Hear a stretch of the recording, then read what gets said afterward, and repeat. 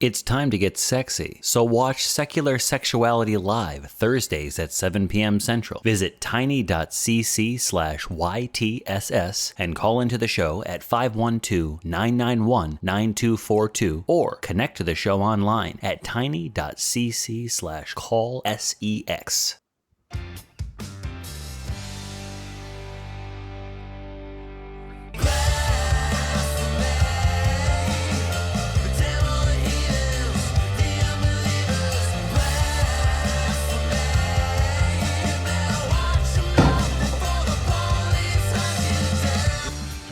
Greetings and salutations, and welcome back to yet another episode of The Nonprofits, the show where we discuss news and topics of the day from a skeptical humanist perspective.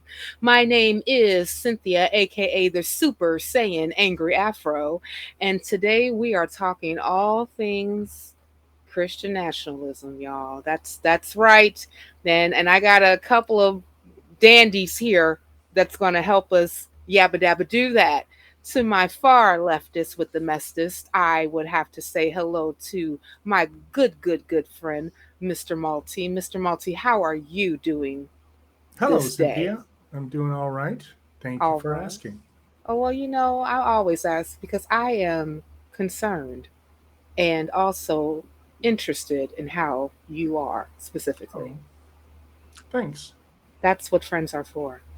And speaking of also for a friend who happens to be a little bit further away, we have also joining us from across the pond, Phoebe Rose. How are you, darling? Avoiding everything Christian in this country right now because we've had a change in the supreme leader of the Church of England and it's really doing my head in.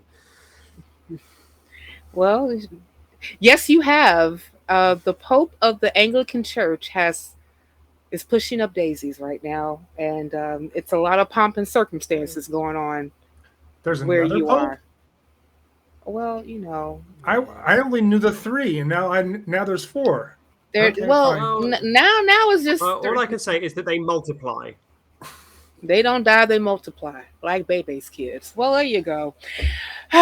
So you got a changing of the guard. You got a new person doing things and saying things, and sycophants have come out of the woodwork, and they have decided that they're going to force the rest of us to be sycophants. And as somebody who's not a big fan of being a sycophant for anything, I genuinely think that leaving this country at this point in time is probably the best thing I can do. My country's grinding to a halt because an old lady died, and it's a bit, hang on a second.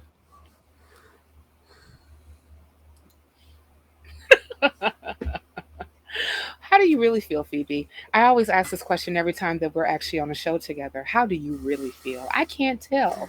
Well, we're going to talk about how you feel about certain topics, and we're going to talk about how Malty feels about these particular topics too. But before we go into all of that, I must say, and I will be remiss if I did not say, that this show is a product of the Atheist Community of Austin, a 501c3 nonprofit organization dedicated to the separation of religion and government and promoting positive atheism. Okay, so yes, not positive, not negative, positive atheism. And so let's go ahead and get into what we're going to talk about specifically in the realm of Christian nationalism. First, in segment one, we're going to talk about a South Carolinian congressperson who wants to ban most abortions, not all abortions, just most abortions, right? And then we're going to head over to a Should Internet Apologist Say as he talks about the agenda of taking control. Then we're going to move over to Idaho as we talk about a preemptive book banning. And then we're going to round up this dog and pony show about debunking Christian nationalism. And as with all of our shows, links to today's topics and news we discuss are available in the description below.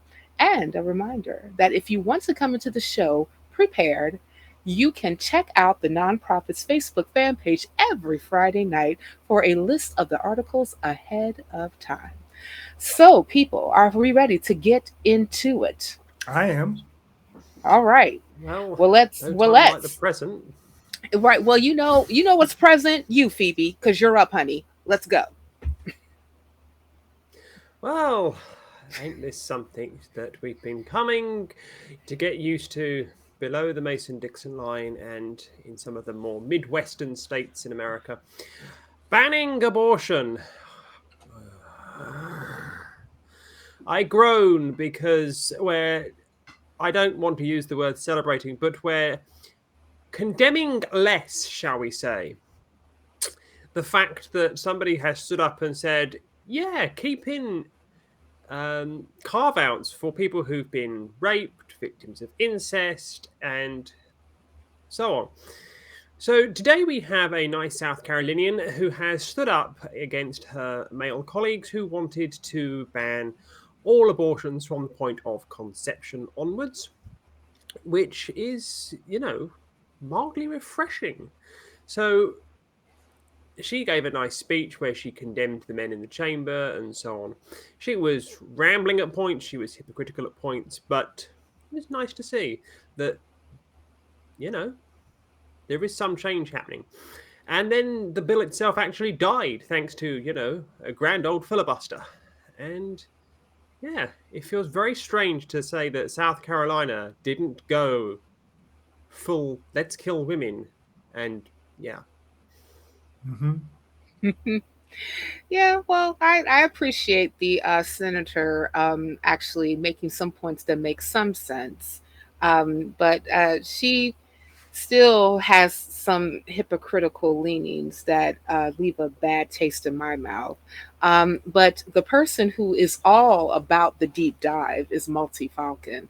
And Malty, won't we go ahead and go down the rabbit hole of this story? Oh my Shall we? goodness. Well, there's one caveat that thank you, Phoebe, for allowing me to present in that the current legislation, which is a 16-week ban on abortion, was co-sponsored by this exact senator. Yes, yes. She sponsored the 16-week abortion ban because and now she just doesn't want it to be at conception without any carve outs. Mhm. So yeah, the hypocrisy of that I think is astounding. As Hemant Mehta said in the article, this is from Only Sky. Mhm. Hemant Mehta article just I think a couple weeks ago. I'll get you the date on that publication here in I just a believe it was second. September the 8th. I see, September the Hmm. 8th. You're right. Yes, You bet. yes. Number 8, yeah. Hmm. But then again, then there is some great things that some of the other female senators, GOP senators, were saying about this. Senator Sandy Sen um, called for this issue to be put to a public vote, um, scathingly saying to her fellow Congress people that y'all scared. I think it's going to be interesting in November elections to see what's going to happen because this issue is huge. And I agree, it is a huge issue that these men want to just say, okay, I've done my job. I've been biblically correct, and now No, they weren't. let the chips fall where they may. But they weren't. They weren't. They were not biblically correct. There is nothing but biblically uh, versus none of that to actually even Oh, it's support nonsense. anything that they said. Exactly. This is, the more and more that we cover these As particular someone who, as stories. yeah. Oh, go ahead, Phoebe. Go ahead. I'll do my tangent later. I'll let you go ahead and get yours in. Dig away, dolls. The problem here is they start to lean on religion and they start to lean on Abrahamic religions. As Mm. somebody who grew up in the Jewish faith, abortion is not a no in Judaism. And to hear these people talk like Abrahamic faiths all sing off the same unified hymn sheet is the worst part of this, because that just shows their level of ignorance here. These are not people of faith. These are people of power hungry, keep hold of it for as long as possible. Yeah. And this is what needs to be called out. These are not people of faith. These are not people of conviction. No. These are people of saving their own backside. They appeal to their base. That this is what this is about. They feel that if I appeal to the people who we think that put up me in this seat in the first place, I want to keep my backside in the seat as long as possible.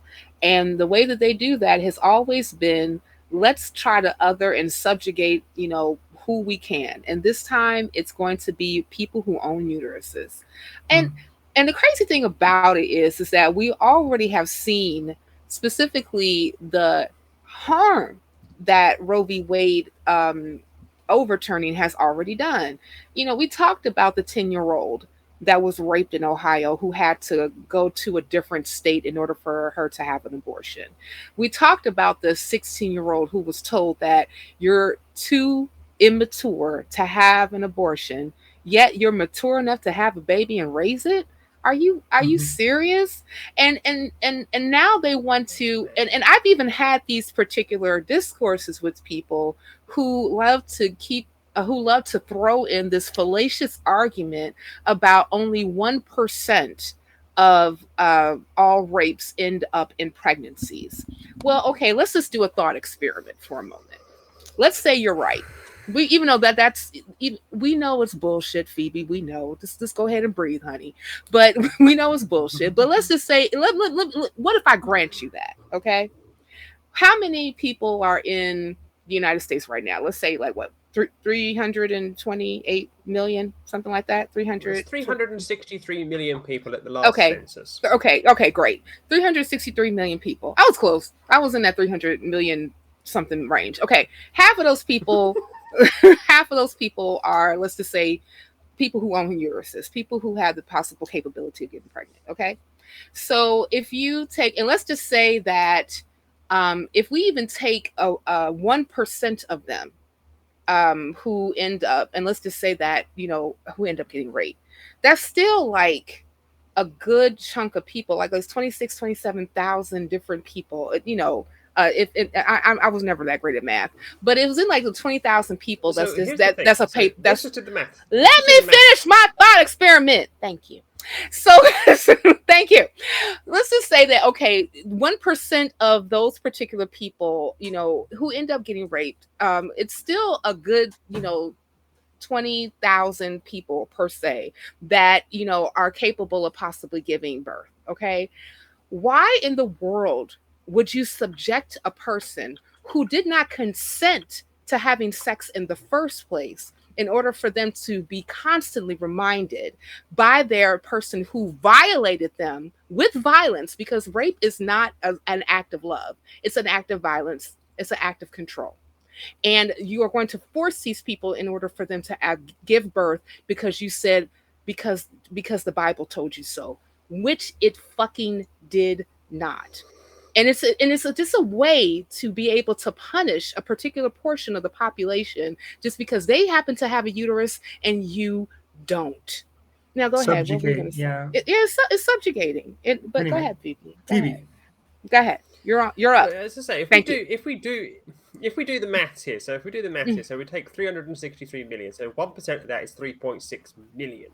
Right.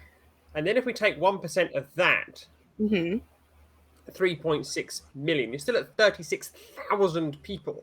Right. Of that 1% of that 1%. That's still an awful lot of people. Right.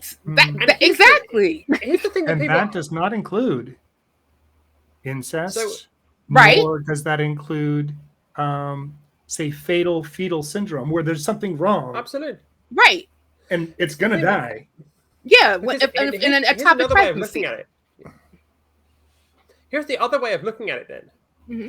If 1% of people who are raped, according to this individual, are able to carry to pregnancy, and there are, say, 50,000 people in this situation, how many rapes are taking place in America?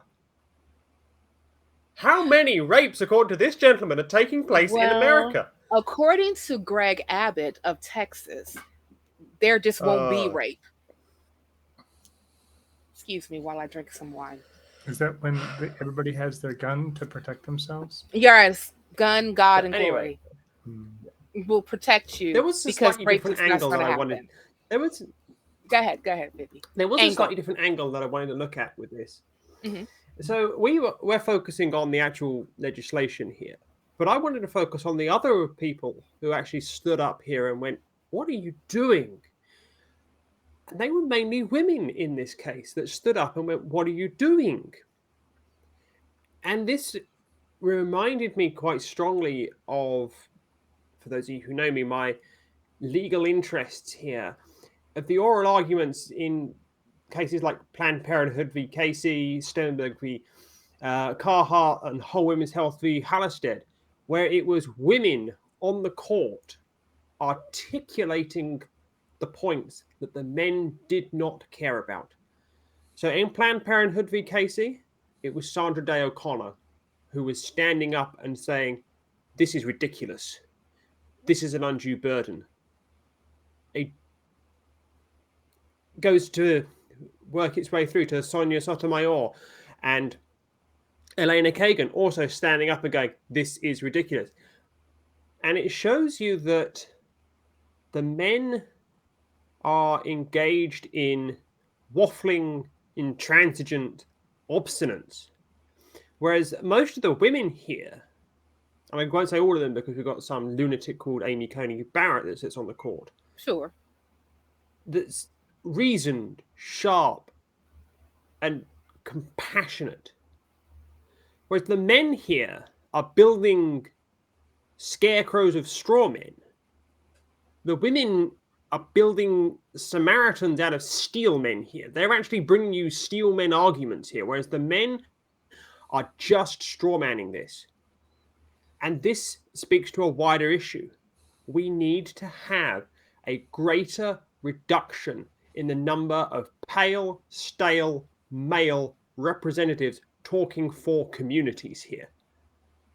And this is where we have such an issue, because they see it as a zero-sum game to keep themselves in power. Sure. And they're emulating Jehovah's Witnesses here and Gilead with these absurdity, cult-like followings on these issues where they're going to end up killing people. Yeah. We're starting to see the beginnings of that silver tsunami of the baby boomers no longer being around to vote. And as the voting populace does shift younger, I am hoping to see a greater shift into being more compassionate representatives being put forth and being seated. That's my hope is that we continue to see this change that, like I said, Senator Sandy Sen said, and Senator Katrina Shealy as well. Yeah. I mean, because she was the one who made a very pertinent argument telling that when she was on the floor during her speech, when she was addressing some of her men counterpart senators, saying that, there was only one person that is on the Senate that's in the Senate chamber that is a semi-American medical professional who happens to be a pharmacist. And I don't want any of you as my OBGYN. And I said, I know that's fucking right. Because I would hate if any of those particular men were my OBGYN to, dictate their rhetoric concerning how they feel about a decision that I would make concerning my reproductive rights to go towards their particular sentiments. And this is why when we were backstage people and I was telling them, like, when we were going over these arguments, I was like, I'm going to try to keep it as Cynthia jovial as possible, but the angry Afro stands because unfortunately, this is a thing that we are seeing over and over and over again. I had a conversation with a person from the SBJ, a theist, who told me that Christian nationalism is the most preemptive, harmful issue that we are dealing with in our life right now. And I agree. And it is a damn shame that a Christian theist will actually point that out. As we even talked about the difference between Christian nationalism versus Christianity, they're not the same. Because you can't tell me that these particular people who are quoting things, who are saying that this is what God says, is coming straight out their fucking asses and it's not coming from the Bible. It is all about them exacting control, them exacting power, and them telling other people what they think that they should do with their fucking lives. And it's egregious. Go ahead, Phoebe. It's egregious. And I mean, you raise a valid point here, and we have to recognize that Katrina Shealy here, while she may be the focus of the ire of the actual articles themselves, we need to be very careful here as to how we go after individuals like her, because she could be having her Damascene conversion beginnings here. Sure. And we need to be very careful that we don't hold people to be only a product of their past. Mm-hmm. Yes, actions speak louder than words, and history bears some relevance to that. But it is difficult to stand up in the first place. Mm-hmm. It is difficult to start to challenge these things in the first place. And it will be difficult for her to have made that speech, because she will have a level of anxiety and apprehension because she's going against the grain here. Mm-hmm. She's supposed to step into this lockstep and just go, yes. We cannot be lynching her for starting down what may be a path that changes the positions. Republicans aren't going away in South Carolina. They didn't magically get to this position of abortions for nobody. Sure. Does anybody here remember the time before Ronald Reagan was a anti-abortion zealot when he was governor of California? Mm-hmm. They didn't magically all of a sudden one day say, let's just be like this. No, it they happened didn't. over time. Well, yeah, it kind of And did. Republicans are going to have to be changed from the in. It kind of did. Well, I hear what you're saying, but but go ahead. But there were liberal Republicans. There were liberal. Nelson Rockefeller was a liberal Republican, vice president to Gerald Ford. Yeah. Where have they all gone? Where's the fiscal conservative, socially liberal, stay out of people's personal lives Republican gone?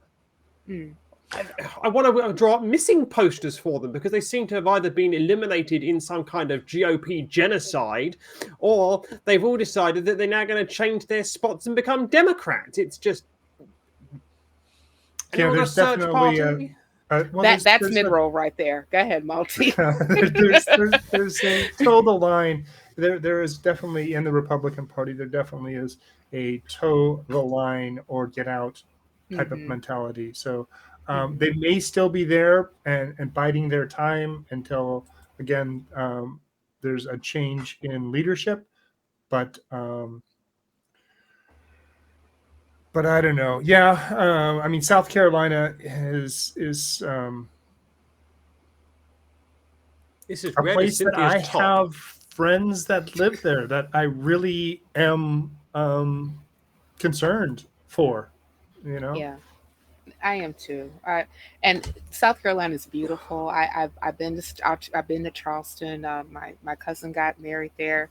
Had a total Tyler Perry wedding. It was great, and but at the same time, when you see specifically like laws coming out of state governments, because like the whole thing about Operation Blitz is about making sure that we are changing laws at the local level as much as possible so that it can drive federal sentiment, federal legislation, right?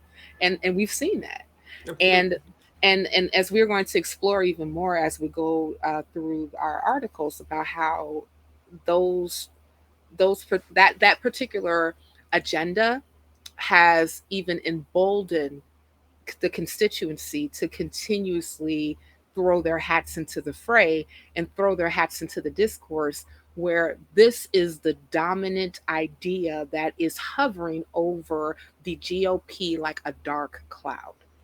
And I know that there are legislators who happen to lean towards Republican that don't necessarily fall into this particular category. But unfortunately, when you're talking about politicians, they have a tendency to kind of go with, what is the dominant theme at that time period, because they think that that can save their job, right? Like, it unfortunately is, I wouldn't say it's not just here in America, but, unfortunately, when we're talking about legislators that, and especially if they can have a job in perpetuity, it's less about what good can I do for the electorate, and more about how can I keep a job.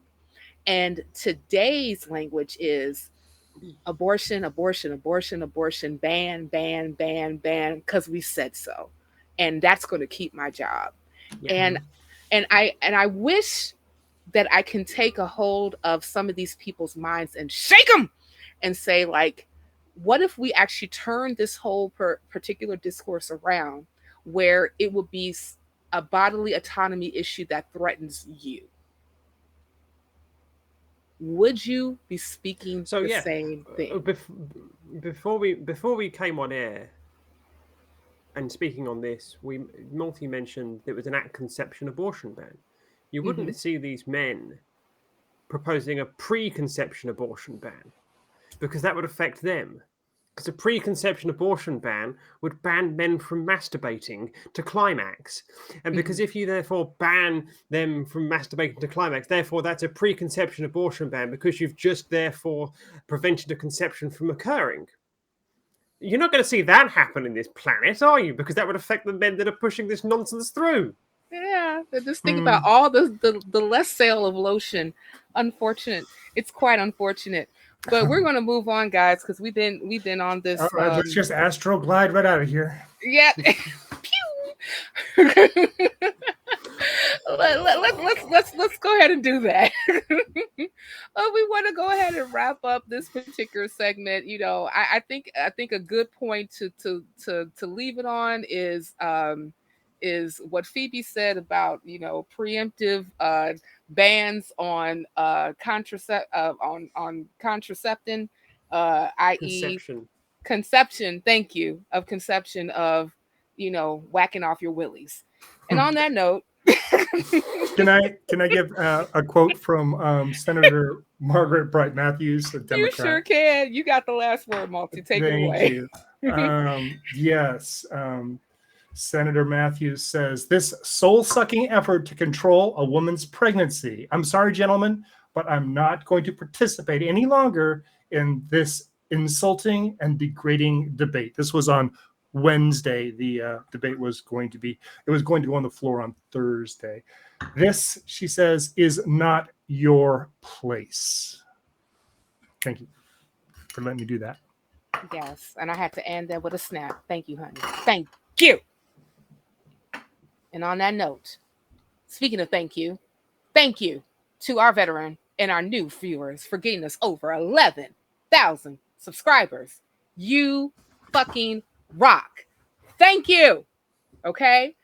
So, if you are watching this right now and you have not subscribed yet, you need to get on that, because obviously this makes for good television. And once you have subscribed, like, and ring that bell so that you always know when a new Nonprofits episode premieres every Sunday at 3 p.m. Central, or when we happen to drop content clips for people who are like me with ADHD. And then share the link to our channel with your friends, your family members, your coworkers, that neighbor guy you like, the neighbor guy that you don't like, and everyone and everybody. And let's get the word out so that we can start helping the fundraisers.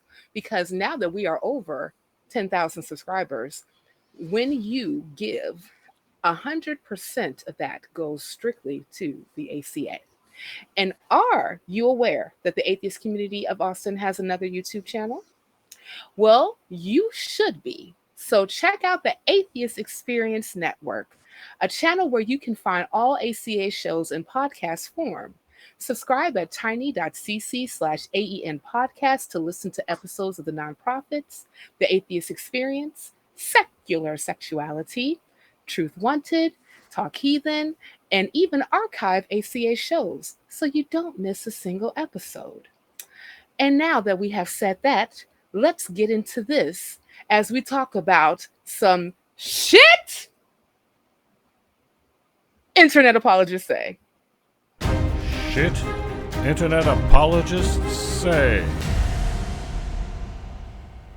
And boy, they be saying some shit. So let's talk about this particular shit that we get from Right Wing Watch as we talk about a fellow YouTuber, conspiracy theorist, tin hatter named Dalton Clodfelter, who liked to lay out the Christian fascist agenda. And this nut of butter, yes, I'm being hyperbolic, but whatever, I don't care. He actually is convinced by advocating for the purge.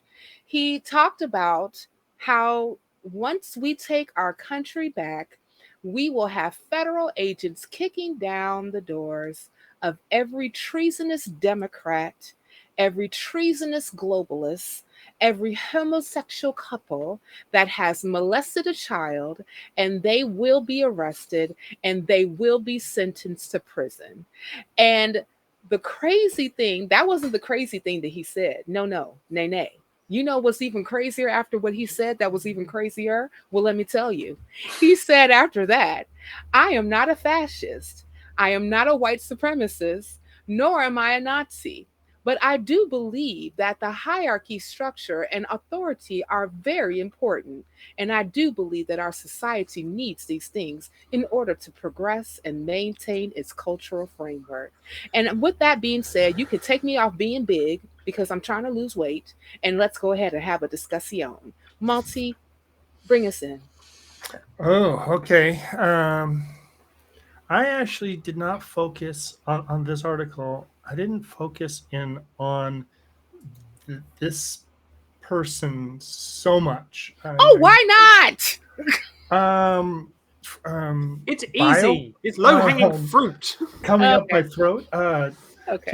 Yeah. Okay. But you know what I'm just like is who puts this guy on the air is the first thing that hit my mind is he goes, because I mean right at the very beginning of the article it said, you know, it says far right conspiracy theorist Stu Peters gave this white nationalist Christian fascist a platform. Okay, so who is Stu Peters? Friend of Alex Jones. Yeah, friend of Alex Jones. Enough said. He's appeared on InfoWars many times. He has. He's had an interesting career. He owned a bounty hunter agency that had 2 of its agents shot and killed, as well as the arrestee that they were trying to apprehend. Then he didn't have that agency anymore. We've got a staff left. Yeah, his staff left. You wonder why. Well, you know, this is why this guy. This is why guns, God, and glory, right? If they were just, I'm just saying. I am just very happy to report that Stu Peters has been canceled off of Spotify because his platform was and was promoting anti-vax misinformation. Greece, Spotify actually take things down. Yeah. We talked about that. I tried to look up some more of his stuff, and it kind of went to Truth. Was it Truth Central? You'll find him on Truth Central, and you'll also find him on InfoWars as well. But I think Truth Central, didn't they just close their doors as well? So they did. Truth Central went bye-bye. So the only place you'll find him is on InfoWars. And yet, this white national promoting broadcaster, he's managed to build these close ties to various far right wing political candidates and people. He's had a little row, I guess, with Bobbitt and Mr. Flynn, Hmm. but he had access to members of the Trump administration when they were in power. It sounds like, from what I'm reading, it Well, just there. gets scarier and scarier I as mean, I when you dig in. but when you say that, like, it's like birds of a feather to me, right? Like these people seem to just Birds like of a run in feather the flock together. same. That thank you, Phoebe. I appreciate for you actually completing the euphemism. And but the thing about it is that like, God, it's absolutely to me group think, especially like when you got your Stu person who gets your Dalton person who's cool with Alex Jones person who's going well after these other people who are also cool with the Trump administration people, and they're all speaking the same Yeah, same and it's throw in a my yeah. pillow and you're done. And I like pillows. That's a damn shame. That's the problem right here. But, God damn you, Mike yeah. Lindell. Go ahead, Phoebe. The problem that you've got here is that these people speak of upholding the Constitution and this, that, and the other. But these are the same people who argue that the First Amendment, as an extension of the First Amendment must be allowed to rape and pillage the First Amendment whilst you're eating the First Amendment's free speech clause for dinner with the free exercise clause, whilst you're therefore eating it also with a side of the free association clause. So this is a natural extension of the First Amendment. So the First Amendment must be allowed to cannibalize itself as a working of the First Amendment, which is absolute bullcrap. I mean, this guy is on the public airways, and the FEC has a public obligation to ensure that the public airways are for public good. This guy is not for the public good. This guy wants to cannibalize and eat for breakfast the First Amendment to the Constitution and replace it with the First Commandment. I want our audience to go into the comment section and count how many times Phoebe Rose just said public. Yeah, you're right. You're right. It's a bastard. They give their take to bastardize what they really think that the Constitution is saying. You know, they don't necessarily see the Establishment Clause as the separation of church and state, religion and government, and they put in their own version of what their belief system and of what of what their religion says, which it does not say that. It's Right. kind of like just taking like certain stories of the Old Testament and putting on fucking steroids. This is what we're seeing. I mean, and especially like when I just think of like, I don't know. I'm a busy person. And the last thing that I have time for is for me to stew about what other people are doing in their fucking bedrooms. I don't You're not I don't stewing over understand. Stu Peters? I think No, I'm not stewing over Stu Peters. Go ahead, Malty. yeah, no, I think you're both spot on in that it is a wanting of groupthink and a wanting to be able to in one way spew your own rhetoric while suppressing every other um, way of thinking about it. Mr. Emphasis on Claude, spew. yeah, I mean, Mr. Clodfelter, excuse me, Yes, Mr. Clodfelter. was stating in his rant, we only want colleges acceptable that you're able to go to as a Christian school, because every school in the United States should teach Christian values, and schools should teach the 10 Commandments in elementary school. Every school should promote that it's Christian youth, and it can be no other way. This guy is literally calling for a fascist dictatorship. Yeah. Gilead, eat your heart out. Yeah. Hello, judges. But yeah, I almost feel like I feel Critarchy, like eat your heart out. I'm in the middle of almost like singing Mel Brooks right now, but yeah, I won't. I'm You not know, trying to have the the crew clip go that they crazy. have on right wing right Right-wing watch. watch. is Yes. where this comes from. Or should it be White Kyle Wing Watch? Montana is the journalist who published this in August 22nd. He, I mean, it's showing it on Vimeo. So, public air. Is there a who is buying advertisement space behind this guy? That's who I'm wondering. Mike Lindell. That's what. The thing is, though, I did look into what you're saying there. I looked into what you're saying there, and Stu Peters broadcasts on local affiliate stations. He's not some internet-only lunatic here. No, he interned at Clear Channel, and that's where absolutely. He actually has airtime on stations that have a license to broadcast on public airways. You know, I want to ask a representative from the FCA, especially when you have people like FCC. FCC, sorry, FCC. Thank you for correcting me. I'm tired. I have a 1-year-old. Anyway, that's always my excuse for everything I say wrong. But so really at least for another 6 months. Yeah, exactly. But you know, but the thing about it is like I want to go to a representative at the FCC and ask them like, okay, so what's the tow line here? Okay, what is too hyperbolic, too dangerous, too harm-ridden to be put on airwaves in order for you to step in and say nah? You know, because I would think like, you know, the whole reason why we have an FCC in the first place is because, you know, back in the day when television and was actually an emerging media source for people, they were concerned about certain programs or certain performers not necessarily promoting or performing in a way that will promote family values, right? So so we ended up actually having the FCC formed in order for them to actually have some type of regulation over what you're actually going to see in media. Okay.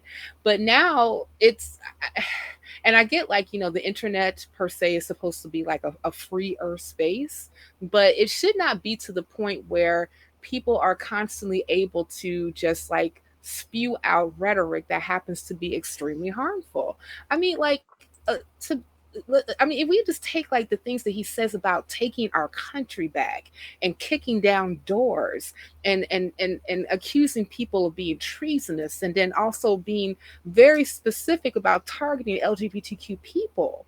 You know, this is very harmful to the point where that radicalizes people. And it's not, and that's not conjecture, because we have seen this. Like, people are actually get their particular ideas from people who they feel that they are, you know, like they are respected and that they know their shit. And therefore, I'm going to go ahead and just take your particular leading. And next thing you know, we have Tree of Life. The halo effect, yeah. We have internet, the shooting from Buffalo and things of that nature. Yeah. It reminds me of a certain internet forum that I won't say the name of on here that used to go around doxing people, used to go around swatting people, that's now been taken off the internet thanks to a campaign by somebody who was a victim of this internet forum who I will not mention on here because I'm not going to give them the free advertising. This is the kind of thing where you have to say, what are you doing here? I understand that free speech and you're entitled to say whatever you particularly like. But there has to be a line where you go, excuse me, you're starting to stray into what is just terrorism here. You're starting to stray into what is just offences against the people, harassment, incitement to murder, incitement to terrorism, and so on. And there has to be some recourse to go, stop! What the dickens are you playing at, mate? I have to say this when I hear this argument about free speech. Free speech is not without consequence. you can say what you say, but it should never be without consequence. So like if you're saying certain things that are dangerous, you should also reap the consequence that actually comes with it. I mean, yeah, and here's It's the freedom of thing. speech, not freedom from consequence. Exactly. It's not freedom from consequence. And especially when I hear dog whistle rhetoric like take our country back and reestablishing a Christ-like nation. I get extremely triggered because when we are talking about taking countries back and reestablishing Christian nations, I think of when my people were enslaved. Okay? That's when I we think were. of when people like me were forced not to exist. Yeah, you were not, you and my people were forced to build the country. This is the type of sentiment that that this person and people who are giving those people platforms are trying to push out. And again, this is another instance, an example of how Christian nationalism is showing up, people. Excuse me. We're going to take a break soon. Breathe. Yes, breathe. Breathe, Cynthia, breathe. And then grab hold and then tell the people what you really think. Fuck these people with a rusty knife.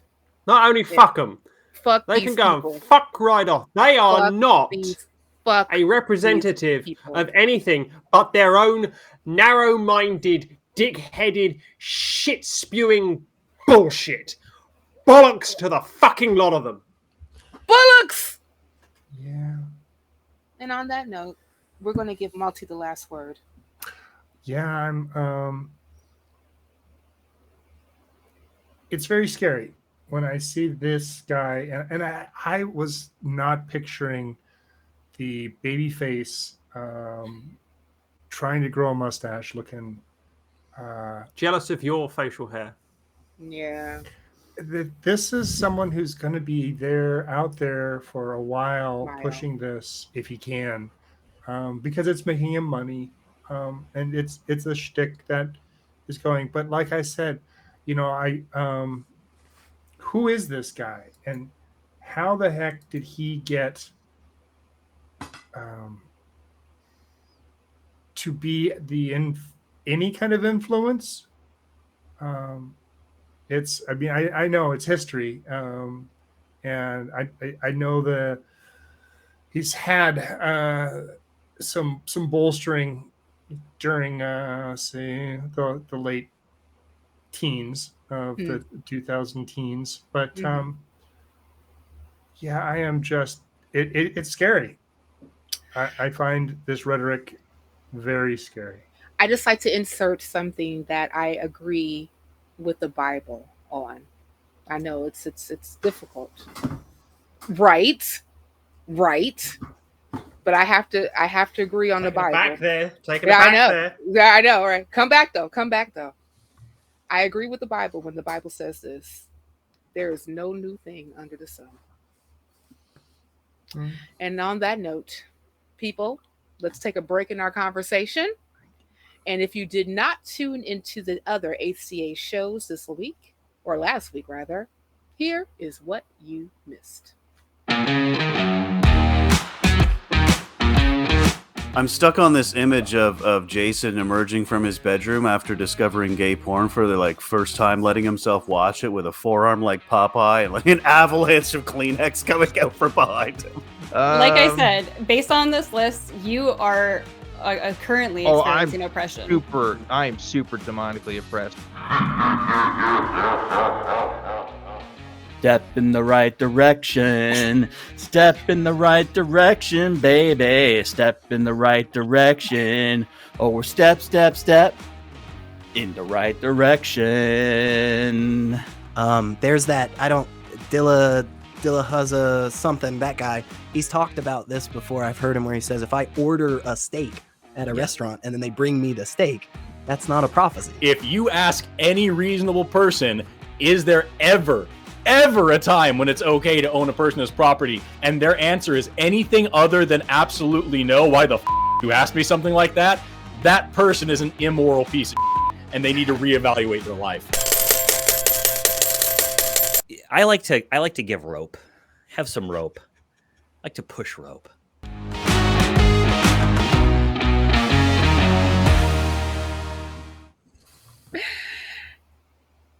And we are back.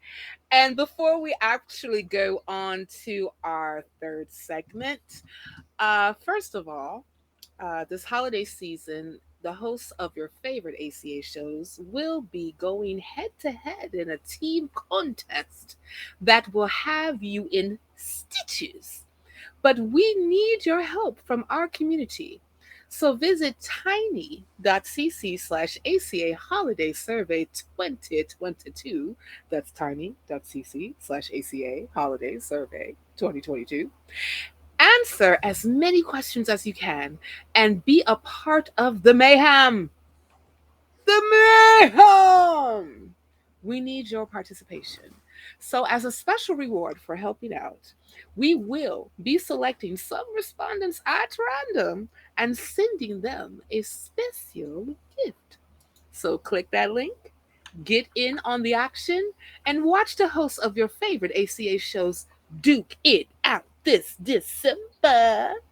Also, on September 25th, if you are in Austin or can make plans to be in Austin, consider joining us in the studio audience at the ACA Free Thought Library for a live broadcast of Talk Heathen at 1 p.m. and the Atheist Experience at 4:30 p.m. Doors open at noon, and parking is where you can find a legal spot after the lot is full. And if you can't make it there this month, we will continue to broadcast from the library the last Sunday of each month. So keep watching this show and our website, atheist-community.org, for news and information as we expand our in-studio offerings.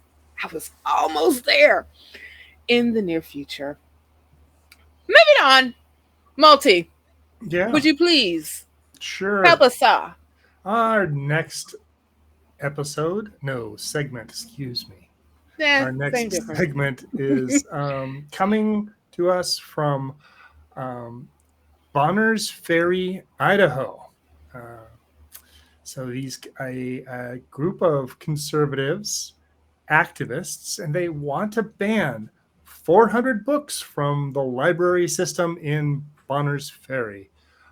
It's about a 3,000 person city, largest city in the county and the seat of the county.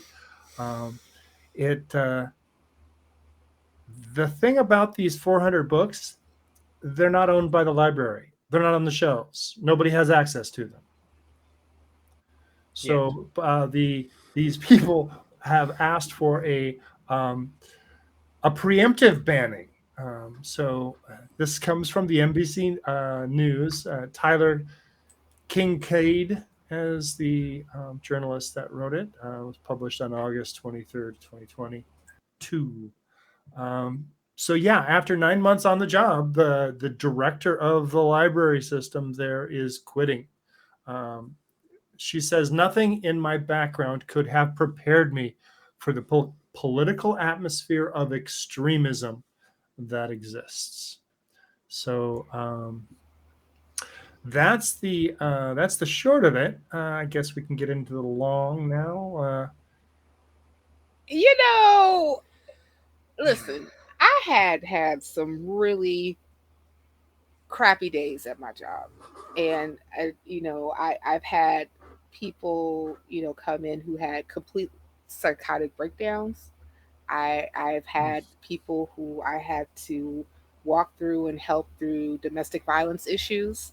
I had people who I happened to log into my electronic medical record system and then find out the patient died, and that's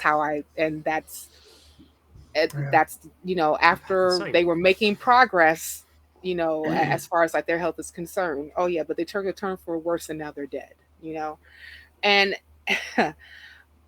I cannot imagine that I even though like I've had those particular days at my job, that 9 months into being a director of a library system, you are ready to walk off your job because of the super horrible people that are telling you to ban books that are not even on the fucking shelves. That was one thing that it goes on. Yeah.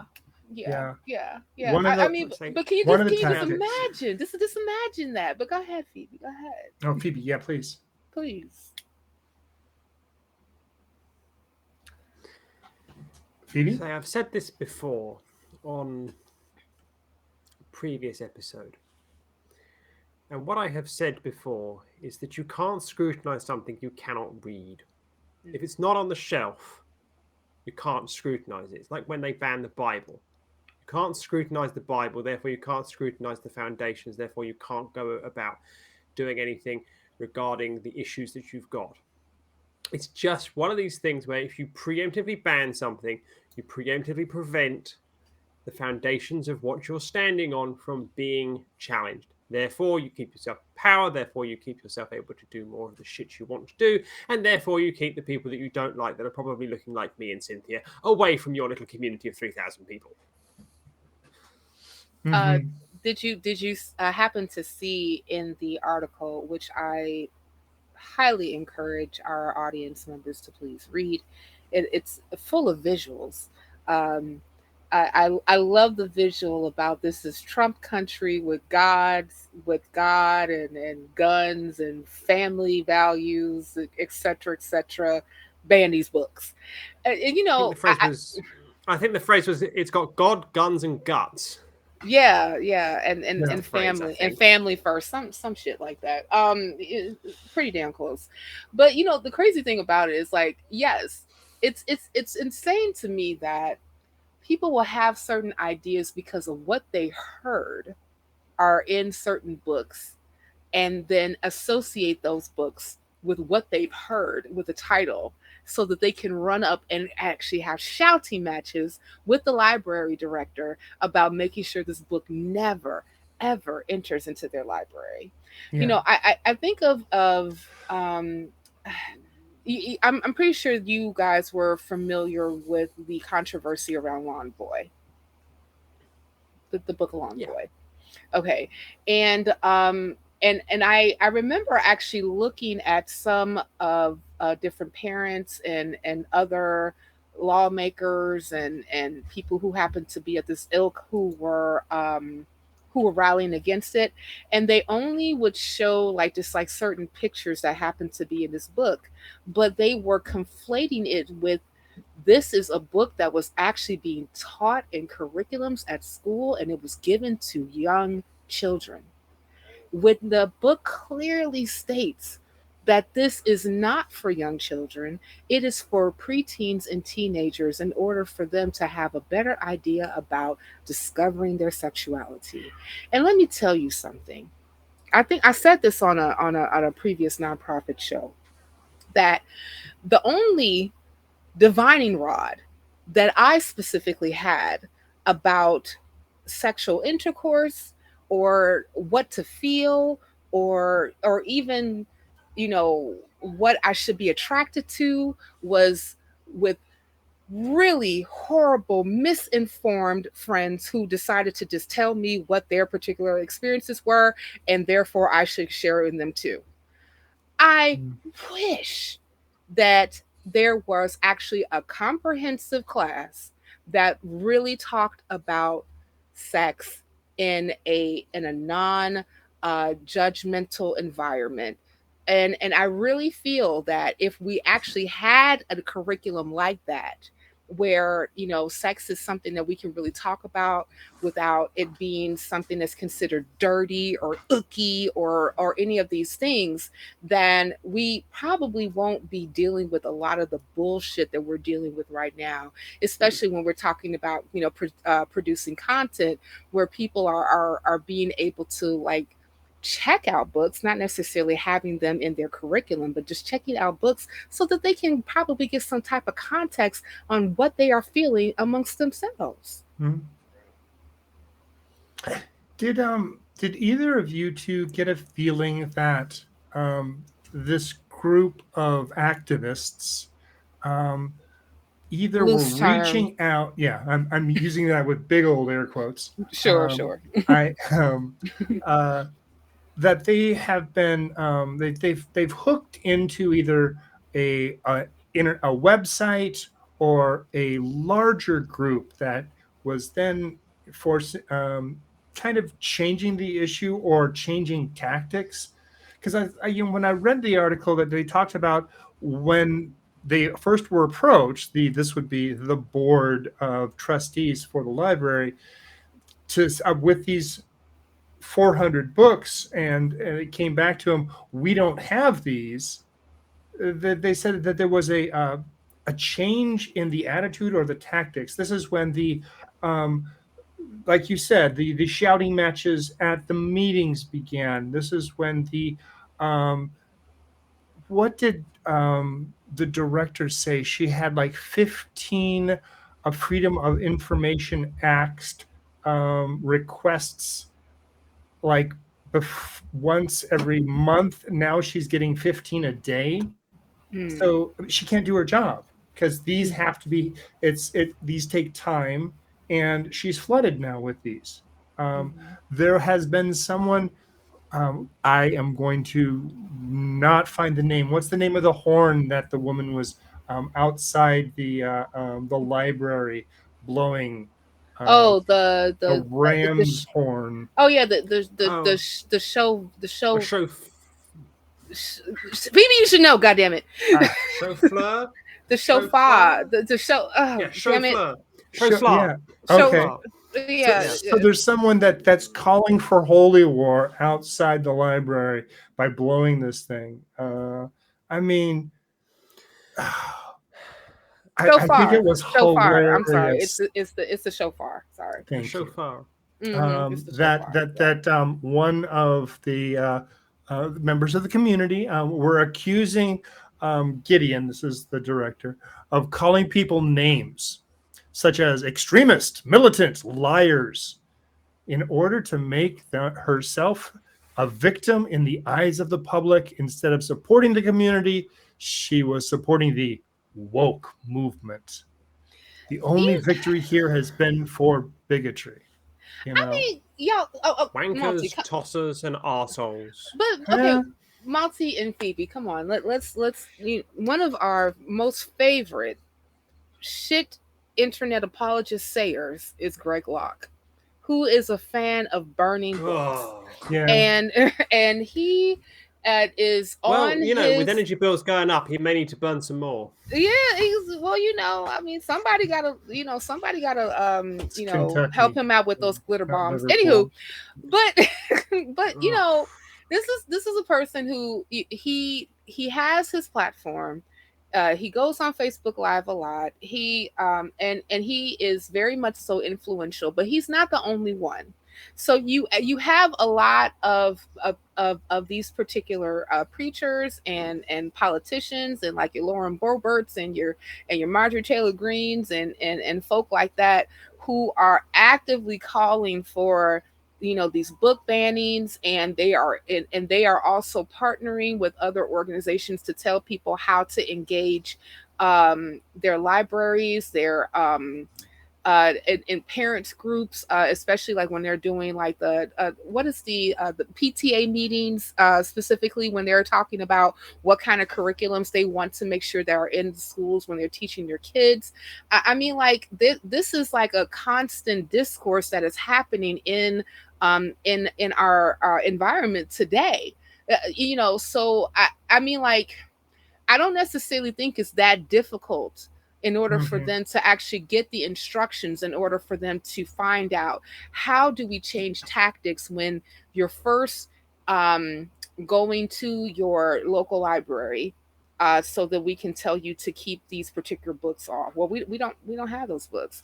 Yeah. Oh, we got to go back. Okay, hold on. What do I Well, do? they got a couple different things that really did bother them. One was that the Board of Trustees would not promise to never buy these books. In fact, the director said, if I get a large enough request from enough people for a specific book, I'm going to bring it in because the public wants it, and that's my job. And she also said that, like every library, right? Yeah. Censorship 101. Here we come. The American Library Association gave this library the best small library system in 2017. Now, these people didn't like that this library was wanting to join the American Library Association because they're against banning books. They're against censorship. And so the American Library Association, in their eyes, is too goddamn woke. How dare you join it? This is where tomorrow will be shaped. Death by 1,000 cuts is the goal to shape tomorrow today. We see this with fiery PTA meetings. We see this with fiery city council meetings. We see this with unopposed lunatics running at the lowest levels of government.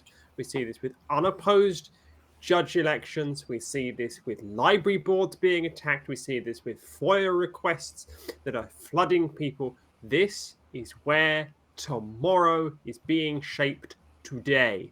And we have to ensure that tomorrow is shaped in the way that is progressively open, anti-censorship, and allows everybody to have a voice, not just the censorship tosspots that have decided that they don't want you to think for yourself, but only think like them. Groupthink. We're not for the echo chambers right now.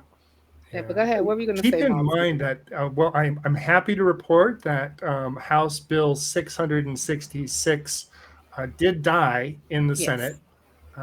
This was an Idaho State Senate bill that would strip away the protections for educators, librarians, for having books that might have some maybe risque information in it, but is a good piece of literature. And so it just there is so there's definitely some feelings that are very similar to other places around the country, like Florida, like Texas. I bring this up. I bring this up one more time because I brought it up earlier in this episode. These people are not understanding the system that they actually live in with the Constitution. These are the people that want to rape and pillage the First Amendment and replace the First Amendment with the First Commandment and so on. You can't have the government go around censoring books because that is the ultimate free expression and free speech violation that you could ever imagine. Oh, I know, I'm going to ban Fahrenheit 451 because it's a book about banning books. I don't want people to learn about the banning of books, so I'm going to ban the book that talks about banning books. I mean, how ridiculous could you ever get on this planet? These people are the ultimate in the destruction of the constitutional values that the American system is based upon. They are anti-democratic, anti-republican, anti-freedom idiots. They're not idiots in the sense that they are stupid. They are idiots in the sense that they do not fully appreciate the damage that their ideology is doing. And the people that are helping them push this will push them aside as quickly as they are having them push away everything else. I have nothing to say against that. And before we move on, I just want to lay an appropriate quote on you two that happen to be here with me. If there's one American belief I hold above all others, it's that those who would set themselves up in judgment on matters of what is right and what is best should be given no rest. As a nation, We've been through too many fights to preserve our rights of free thought to let them go just because some prude with a highlighter doesn't approve of them.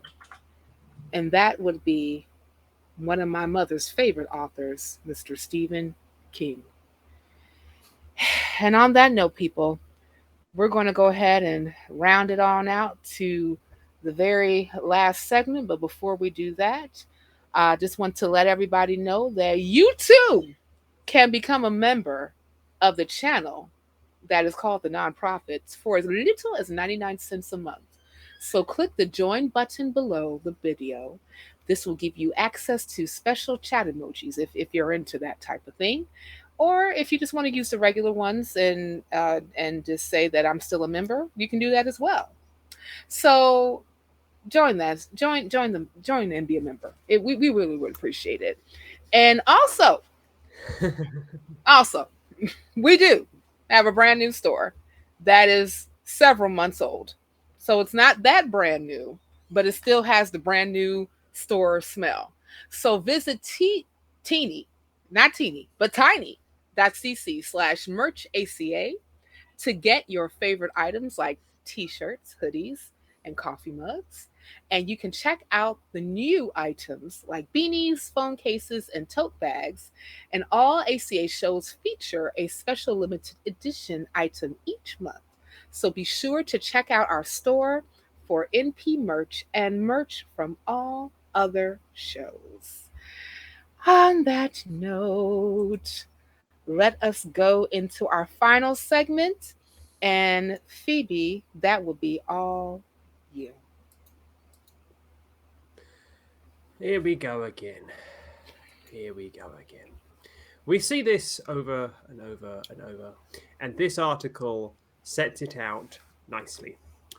We have charlatans claiming science and then bastardizing that science. We have the wonders of has-been representatives and other such nonsensical human beings claiming that the Bible has a scientific basis and that the Constitution of the United States is biblically sound, and that's just a load of crap. And the article makes that clear. So we see these people standing up and going, look, if I say so, it must be true. And the article lays out some of the absolute nonsensical conspiracy theories that it's the USA as a Christian nation, that the USA is all based in the Constitution citing the Bible, and so on and so on, which is just sorry, which is just a whole load of crap. Yes, had that tick. And you see weirdos such as Glenn Beck popping back up to push this kind of nonsense. Yeah.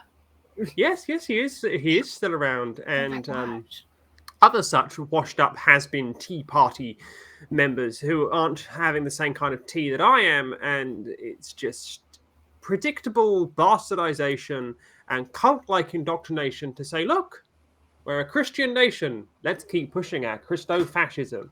And with that, why don't I hear from what Malty has to say about, Christian fascism and Glenn Beck? Yes.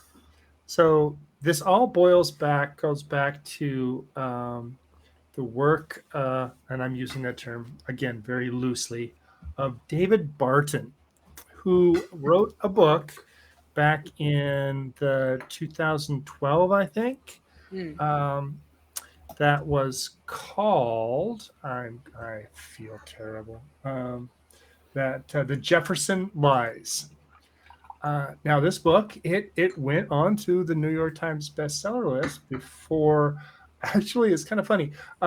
The Discovery Institute had some actual historians, biblical historians, or not biblical, historians, look back and found that it is full of lies, misrepresentations, falsehoods, things like that.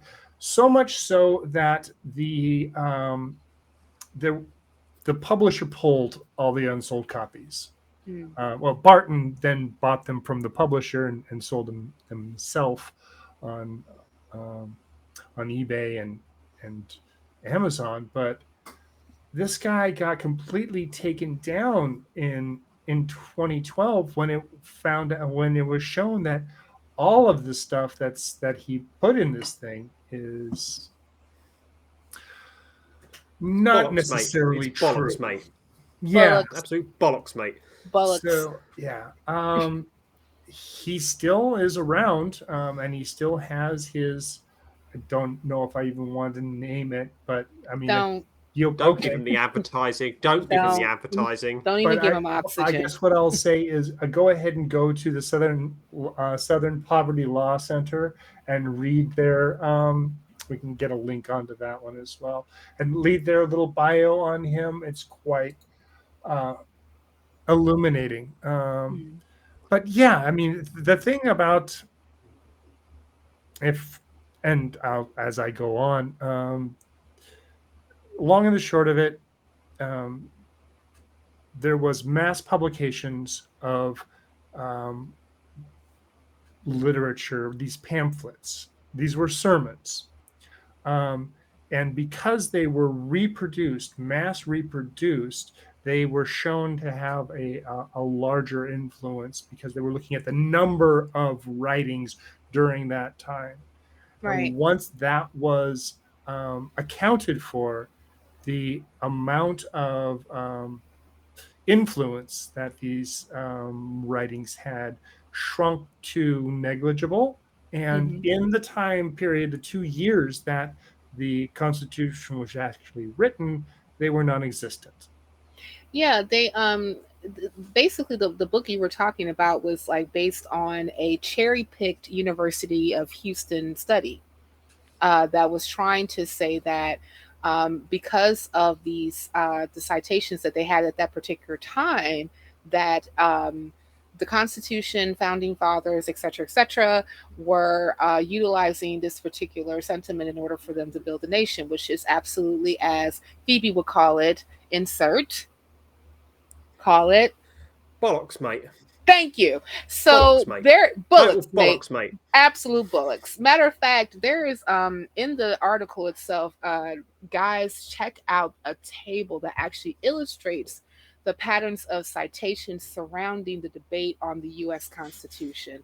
It actually shows, once they actually done like the sifting part of it, how much the Bible was that much of an influence, to the point, and especially like it started to break it down by even party lines of that particular time, like Federalists versus anti-Federalists, and if you actually go through it specifically about the Bible, even when it comes to the dominant parties at that time, it shows that the Bible citations of that time period was absolutely negligible. And I think that it's important to say that when you are looking at the 1780s, right, the late 1770s, early 1780s, what was considered, I don't want to call it highbrow learning or highbrow literature, was like how well versed that you could actually quote the Bible, specifically like the King James Version. You know, even if you think, even if we look back in history, we can see that, like, say for instance, like in the Middle Ages, medieval times, who were the people who were the literate ones? They were often clergy. Mm-hmm. Like your regular regular people that was like walking around, just trying to, survive the serfdom, were not readers. They were not literate. Signed by the mark of. Exactly. Yeah. There you go. You see marriage. I've done genealogy, and I see marriage certificates. It's signed by the mark of John Smith, for example, and it's just an X because he's completely illiterate. Yeah, because you couldn't even write your goddamn signature, So like, if you were learning the Bible, if you were able, even if I think about like slaves, if they were taught to read, if they were taught by someone who took pity on the poor slave to say, let's make you kind of sort of literate, the way that they would teach them was through the Bible. Let's learn you the Bible, right? Absolutely. So it's not far-fetched that you would actually see in this time period citations that allude to the Bible when it comes to sermons, etc., that people would cite. But as Phoebe aptly pointed out, that the founding fathers, because of where they came from, were very much so intentional about making sure that state and religion were absolutely separate. So, yeah, I do like this quote from the article where they're saying, not only is the claim that the Bible was the most cited document during the founding era misleading, the very article upon which the claim relies, this study from the University of Houston, did you say? Completely debunks the Christian national narrative that the Bible was the key source. So it's like the validity and the providence of, it seems like a lot of the things we've been talking about today are really just out the window. It doesn't matter anymore, it seems like, and I hope we can get back to a point where it does. And I see that there is some work in legislature to get some laws in place to help with that, because we have seen the harm, and are seeing the harm. So hopefully. What I would say to anybody listening to this, as my final word on this, is these are not the only people who are engaging in academic charlatanism. As a trans woman myself, I see it in the anti-trans arguments of Wallies like Emma Hilton, Ray Blanchard, Tommy Lundberg, Ross Tucker, and so on, who take studies like these idiots have done, like the Glenn Becks of this world have done, and they selectively present you with data. They selectively present you with what they want you to hear. And when you actually go and read the study itself and you ask, well, why is this bit missing? Why is this bit missing? Why is what you're doing here missing? They can't answer you. And the other thing you need to watch out for is individuals who misuse PhDs and call themselves doctor and claim to be some medical doctor, or they claim to say, well, I'm PhD. PhD in what? PhD in fine art, and you're spouting theological stuff as if you're some theological expert? Challenge everything everybody says. Just because the three of us have said it doesn't make it authoritative. Challenge the three of us. Challenge these idiots. If you see somebody waving a piece of paper at you, ask to read it. Don't accept on face value anything anybody says. Challenge it. You don't know how dishonest somebody is being with a smile on their face. Eloquently put. And I knew your verbosity would take us to the end. And speaking of the end, and if you don't want to necessarily have this particular conversation to end, you should join This is our... the end. Don't stop. This stop. is the end. Stop. No singing, please. No singing. Stop this it. is the end. Stop it. The end, Anyway. my friend. Anyway. You are totally interrupting my final script. Anyway, join our fan social media outlets. This is the way that you can continuously have these particular discussions. You know, like I said, like Phoebe just said, don't take our word for it. Continue to have the discussions. And you can do so by actually going to our particular atheist community of Discord, by going to tiny.cc/ACD Discord, and on Facebook at tiny.cc/FBNP. And also, if you like to support the show, you can do so by becoming a patron at tiny.cc/patreon.np. And if you find yourself already shopping at Amazon, support the atheist community of Austin by shopping at Smile atheist.amazon.com and selecting the Atheist Community of Austin as the beneficiary. And be sure to use that link to help out the ACA, and we really do appreciate it. And also, people, we value your feedback. So tell us what you like. Tell us what you don't like in the comment section below. Or you can email us.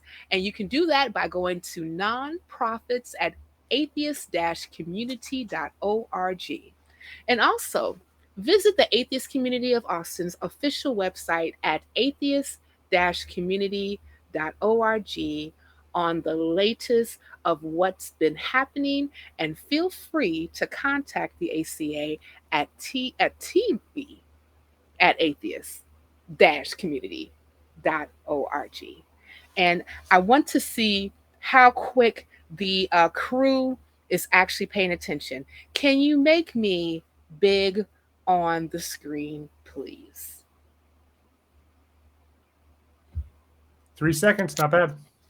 In true Glenn Beck form, please use critical thinking.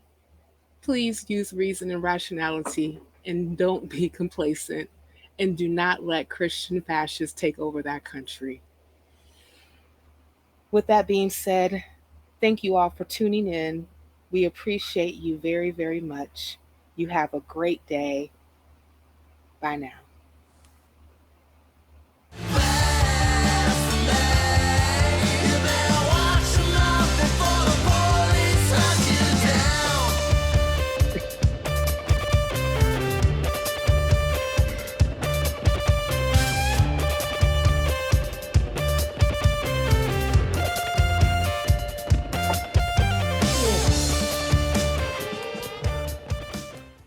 Watch Talk Heathen live Sundays at 1 p.m. Central. Visit tiny.cc/YTTH and call into the show at 512-991-9242 or connect to the show online at tiny.cc/callth.